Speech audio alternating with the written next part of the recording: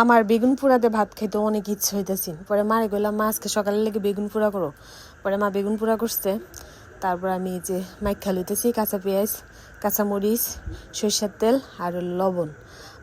ভাতটি মাইখা যদি না খাই তাহলে কি আর ভর্তার স্বাদ লাগে?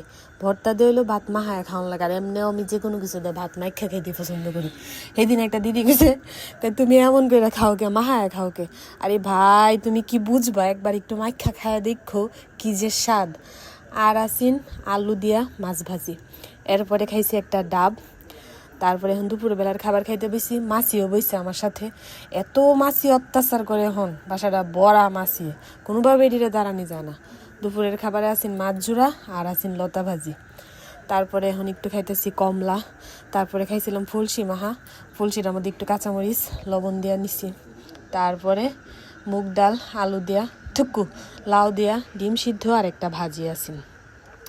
এটি দিয়েও আমি একসাথে মাইখা খাইছি। ডিমটা অবশ্য আলাদা আলাদা খাইছি কামড়ায়। তারপরে বসে আইসক্রিম আনছি, না আইসক্রিম খাইতেছি।